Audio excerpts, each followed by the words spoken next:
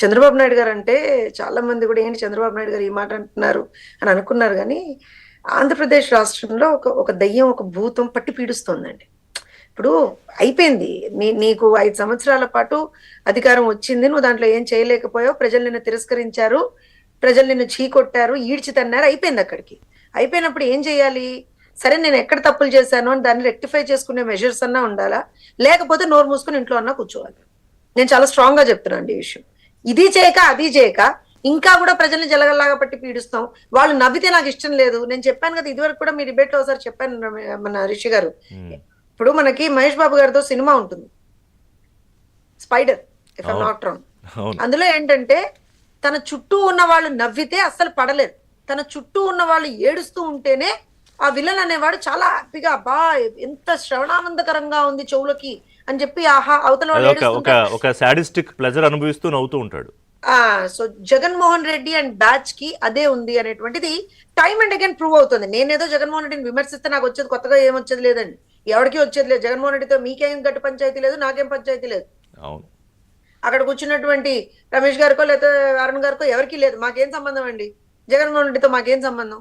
రాష్ట్రానికి నువ్వు రాష్ట్రంలో నువ్వు విధ్వంసం చేస్తే ఎందుకయ్యా జగన్మోహన్ రెడ్డి విధ్వంసం చేసావని అడిగాం. ఇబ్బందులు గురి చేస్తే ప్రజల్ని ఎందుకయ్యా ఇబ్బందులకు గురి చేస్తున్నావు అని అడిగాం. అంతకు మించి మేము ఏమన్నా జగన్మోహన్ రెడ్డి లాగా వాళ్ళ కుటుంబం గురించి ఏమన్నా మాట్లాడామా, లేకపోతే ఏమన్నా చేసావా? మేము ఏ రోజున అది చేయలేదే. ఇబ్బంది మీకు లేదు కానీ ఆయన చెల్లెలకే ఉంది. ఇప్పుడు అది వాళ్ళ ఇంటర్నల్ మ్యాటర్ సార్. నేను ఒక విషయం చెప్పాను.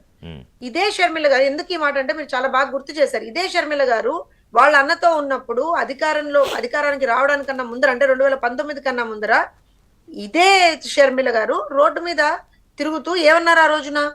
పాదయాత్ర చేస్తూ ఇచ్చేస్తూ అది చేస్తూ ఎక్కడికక్కడ సభల్లో పాల్గొంటూ ఏమన్నారు ఆ రోజున?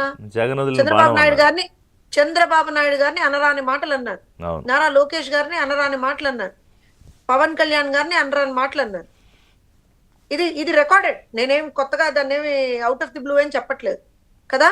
అయినా సరే జగన్మోహన్ రెడ్డి అధికారంలోకి వచ్చిన తర్వాత ఎట్లా అయితే షర్మిల అంటే తను తెలంగాణలో పార్టీ పెట్టిన తర్వాత ఆంధ్రప్రదేశ్కి వెళ్ళి నేను ఇక్కడ ఉంటాను అని చెప్పి కాంగ్రెస్ అధ్యక్షురాలుగా తీసుకున్న తర్వాత వాళ్ళకి పడక ఏదో వాళ్ళు కొట్లాడుకుని ఎన్ని మాటలు అనిపించాడు సొంత చెల్లిని, పచ్చి బూతులు తిట్టిపించాడు సొంత చెల్లిని. ఆ రోజున మనుషులుగా ఇక్కడ ప్యానెల్లోకి వచ్చినటువంటి ముగ్గురం కూడా మనుషులుగా, అరే ఒక ఆడబిడ్డని అలా అనడం తప్పయ్యా జగన్మోహన్ రెడ్డి, నీ మనుషుల చేత అట్లా తిట్టిపించడం తప్పయ్యా జగన్మోహన్ రెడ్డి, నీకు ఆస్తి తగాదాలుంటే దాని గురించి సాల్వ్ చేసుకోవయ్యా జగన్మోహన్ రెడ్డి. చాలా అన్యాయంగా మాట్లాడారు కదండి ఆవిడ. నేను అదే చెప్తున్నాను పోస్టులు పెట్టే స్థాయికి వెళ్ళిపోయారు. రిషి గారు నేను అదే చెప్తున్నాను, నీకు దమ్ముంటే ఆస్తి తగాదాలు తేల్చుకో, లేకపోతే ఆవిడేదో రాజకీయంగా అడుగుతుంది దాని గురించి తేల్చుకో. కానీ క్యారెక్టర్ల గురించి పుట్టుకల గురించి మాట్లాడేవాడు ఎవడు కూడా మనిషి కిందకి లెక్కకు రాడు జగన్మోహన్ రెడ్డి అని ఆ రోజున చెప్పాం. ఏమన్నాడు? అగ చూసారా షర్మిలకి తెలుగుదేశం పార్టీ సపోర్ట్ చేస్తుంది, షర్మిల బాబుకు అమ్ముడు పోయింది అన్నాడు. ఇంకా అంతకు మించి దరిద్రం ఏమన్నా ఉంటుందా?